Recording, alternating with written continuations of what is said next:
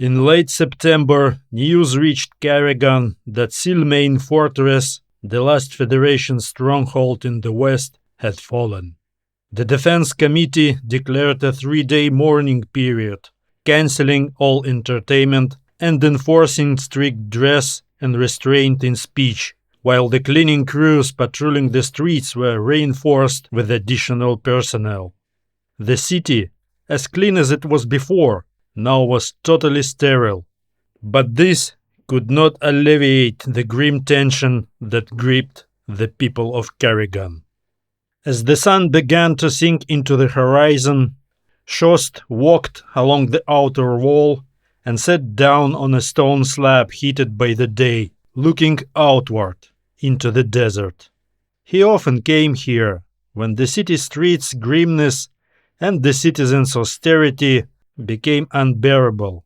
In 10 years he'd lived in the city since the fall of his home settlement, Fort Al-Qamston. Shost had never gotten used to Karegan's purist lifestyle. And it was not even because he felt resentment for his dead countrymen, whom the local preachers, in their fiery speeches, held responsible for the catastrophe, saying that the Lord had punished them for their debauchery. The people of Al-Qamston were not carefree and overconfident.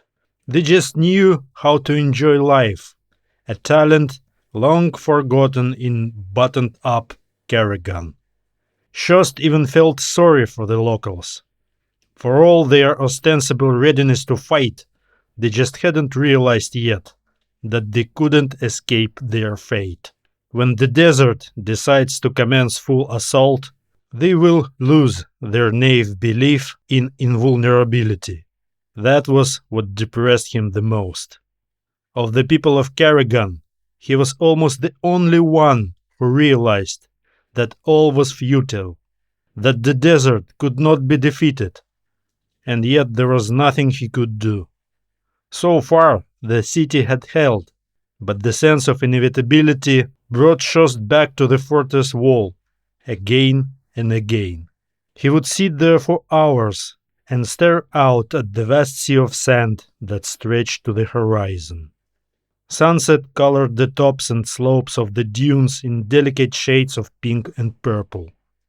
Just before nightfall, the inky tentacles of shadows crept from foothills and gorges between the sandy ridges to reach the walls of Karegan and melt there in the bright light of downward-facing searchlights. Above the walls of the city rose the observation towers, from which sentries kept a watchful eye on the nearest dunes. Shost had told the Defense Committee about the fall of Al-Qamston. The dunes had gradually crept closer to the city, until one nightmare night they had suddenly grown several times their size. Rushing rivers of merciless sand had swept over the city walls. They flowed through the streets, blowing out doors and windows, tearing off roofs, and creating frenzied sand swirls in the squares and intersections. Shost was lucky. He was on guard duty on the opposite side of the perimeter from the breakthrough. Along with several dozen citizens, stricken with horror and despair, he managed to jump into 2 large commercial sun cars to rush away from the city, which had quickly become a mass grave. The rest of his memory was a black area. He couldn't remember where the second sun car had gone, nor how most of those who had traveled with him had disappeared. Only 4 survivors had made it to Karegan, and 3 died a few days later. A long shout came to his ears as the guard change was underway on the towers. Soon the sentries would start to patrol the walls, but Shost had already gotten to know all the guards. According to the rules, outsiders were not supposed to be on the wall after 8 o'clock in the evening, but the sand guards, who dealt with desert personally, and not through sermons like most of the city's inhabitants, understood Shost better. Deep down, they, even those who outwardly adhered strictly to Puritan beliefs, realized that it was not the alleged debauchery that had caused Al-Qamston's downfall. The worm of despair had long dwelt at the bottom of every heart. The power of the desert was undeniable. Sooner or later, all the cities would fall, and the people would be left to huddle in the pitiful remnants of the cliffs to the east, squeezed between the vast expanse of sand. The sun was almost over the horizon. The wall's stones began to cool rapidly, and the shadowy dunes threw at the city the first spears of the night's cold. Shost shivered and stood up, catching the last glimmers of sunlight. Only the edge of the purple disk remained above the horizon. At the very last moment, it suddenly flashed green and disappeared. The searchlights came on. They flooded the space below the wall with a dead white light and seemed to freeze the sand streams. But Shost knew it was only an illusion. The desert was moving, breathing, looking for ways to penetrate the city it hated and to consume it, as it done with hundreds and thousands of settlements in the West. He rushed to the elevator without looking back, as if an extra glance at the desert could turn him into a pillar of salt, like Lot's wife. The elevator was busy. Several guards were unloading crates of projectiles for static guns. These shells broke the bonds between grains of sand, destroying the dunes and any other spawn of the desert. You can't have enough shells for the whole desert, Shost thought, helping the guards, who met his help with silent gratitude. The crates were heavy. If we had some of those in Al-Qamston, we could have held out for another 6 months, if not longer. Though 6 months, and then... The streets were empty. There was no curfew in Karegan, but the townspeople would never have taken to the streets after the evening prayers, except for occasional patrols of cleaners on the spotless sidewalk. Shost! He stopped so abruptly that he almost fell over. It can't be true! It was a voice he hadn't heard in years, not since the desert had swallowed Al-Qamston, and he was sure that his brother Nelt was dead. He had been on guard duty on the south wall, the one that had fallen first.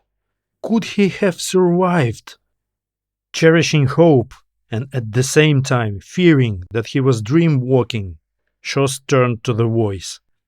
In a side dead-end, in the doorway of one of the houses propped against the city wall, his brother Nelt stood, waving at him. Shost, overtaken by joy, took a few steps toward him. But how did Nelt survive? And when did he come to Karegan? Several sandcars had arrived in the city recently, but they were all from the north. Could it be that Nelt had originally found shelter elsewhere and only now managed to get here? Not a good time for a walk, citizen. Shost turned around. Behind him stood 4 men and 1 woman, all carrying vacuum cleaners.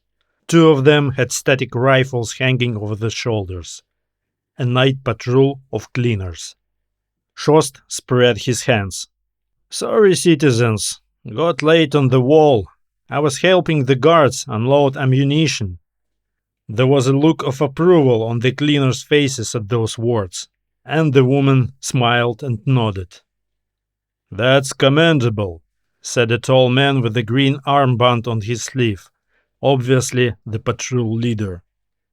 On days like this, we should all be concerned for safety, helping our defenders in any way we can. Shost uttered a ritual phrase. The walls must stand, and the city must live, the patrolmen replied in unison. I met my brother, Shost explained, pleased that the atmosphere had lightened. I haven't seen him in years. There he is, at the end of the alley. Hello, Nelt! To his surprise, Nelt remained silent, though he kept making urgent gestures with his hand.